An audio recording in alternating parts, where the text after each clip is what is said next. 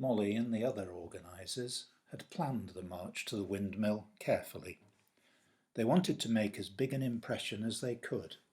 There would be music and dancing, and, at Johanna's suggestion, everyone was encouraged to wear fancy dress.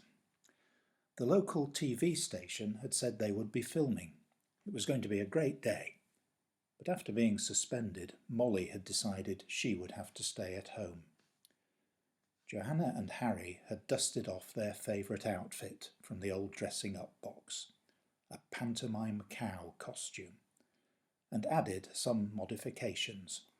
It now featured a painted placard on one side which read, "Let them eat grass," and one on the other saying, "Move along now. No building on the windmill site." The children had tried it on before they went to bed and paraded around the house, mooing loudly. At school, the next day passed slowly. As Mr. Grundy explained in great detail how weather systems work and rain clouds are formed, Harry gazed anxiously out of the window, hoping that it would stay fine. Then he turned his attention to the clock above the teacher's head, willing its hands to move more quickly. Mr. Grundy smiled contentedly as the lesson proceeded. Harry was quiet, he was facing the front, and hadn't asked a single disruptive question of the sort which were usually never far from his lips. He must be getting through to the boy at last. When the bell finally rang, Harry slammed his book shut and sprinted home to meet his sister and get changed. They had arranged to call in to see Molly on their way to the park, where the marchers were assembling, and where they'd meet their mum. After a routine dispute about who should have first go as the front half, the pantomime cow ambled down the road, with Johanna in the lead. "Splendid," laughed Molly as she greeted her black and white visitor. "I wish I was coming with you." "Then why don't you?" asked Harry, emerging from the costume. "We need as many people as we can get," added Johanna. I know," said Molly, frowning, "and I hate to back away from a fight. But with this ridiculous suspension, I'm afraid I can't take any chances. Anyway," she added, deliberately bright, "you don't need boring grown-ups like me alongside you when you're decked out like this." "Do you think it'll do any good?" asked Johanna. "Can we change their minds?" "I don't get the impression that Darby Osler or Kenneth Mallender are going to see the light any time soon, and they do seem used to getting their own way. But if more and more people in the town come out against the project, like you're doing, the council might just take notice. Your costume is great. Give a big moo for me when you're up there. Making people laugh is the best way of getting back at bullies, you know. If you're trying to frighten people, the last thing you want is to be made to look ridiculous. Go on, you show them."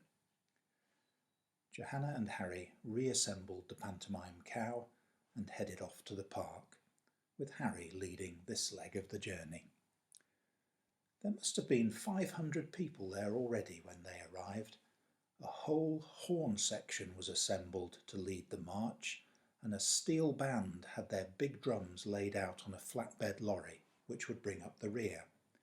In between were all sorts of colourful costumes: pirates, superheroes, cowboys, with 3 ballerinas on tall stilts weaving in and out between them. The pantomime cow drew applause and some cheers as it took its place in line. Their mum had taken Molly's place as a steward. She was busy organising, wearing a jester's cap above her yellow tabard. She waved to the children, then blew loudly on a whistle. The music started, and they were off. The sun was still shining, and the hour it took them to walk out to the windmill passed quickly, with songs and jokes and laughter. But a hush descended as they arrived at the site. "I didn't know it was going to be this big," said Johanna. The tall grey metal fence stretched out in front of them for about a quarter of a mile. The surface of the fence was completely smooth and featureless, and it was topped with rolls of shiny barbed wire. Every 20 yards or so, a security camera pointed a dark eye out towards the marchers, swivelling whenever its operator saw something interesting. I don't think they want anyone to climb in, said Johanna. Or to break through that gate, said Harry, pointing. They had turned a corner and could now see the site's main entrance. The gate was big and solid and firmly shut. There were several barriers in the road leading to it, and an observation deck above it where 6 security guards stood, in their now familiar black uniforms, wearing helmets with full-face visors.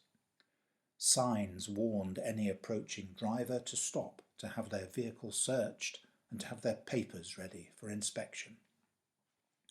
As they watched, the gate swung open, and an enormous yellow bulldozer drove out, grass and soil smeared across its huge blade, the roar of its engine drowning out any sound from the now subdued marchers. The ground shook beneath their feet. Think how much damage they will have done already with that thing, said Johanna, frowning. Harry stuck his head out from the cow costume and watched the bulldozer rumble down the road. He sighed. We're not going to be able to stop them, are we? All around them, the other marchers seemed to have run out of steam. The music had stopped, and their energy and enthusiasm drained away as they stared at the giant machine driving off from the site. Wait! Harry pulled Johanna's arm and pointed back to the gate, which the security guards were closing behind the bulldozer. Did you see that? What? As they watched, the gate seemed to disappear, replaced by a view across a green field full of sheep to a ramshackle wooden building, with a lopsided radar dish revolving on its roof. Headquarters! Hissed Johanna. But then it was gone, and they saw the gate slamming shut. It was as if someone had briefly flicked to a different TV channel and then immediately gone back to the one they were originally watching. It did that before, said Harry quietly, before their mum came over and interrupted their conversation. She looked tired, and her head was down. I think we'd better go now, she said. Everyone else seems to be. The marchers had started to straggle back towards the town. There's no point, really, is there? She said. Look at the scale of this. The size of those walls, that bulldozer, all those guards. We can't compete. Don't say that, said Johanna. People have got to stand up for what's right. You've always told us that. Don't give up yet, said Harry, putting the pantomime cow's head back on. We shall not be moved. Their mum gave a small smile and walked along beside the cow, the bells on her jester's cap jingling softly.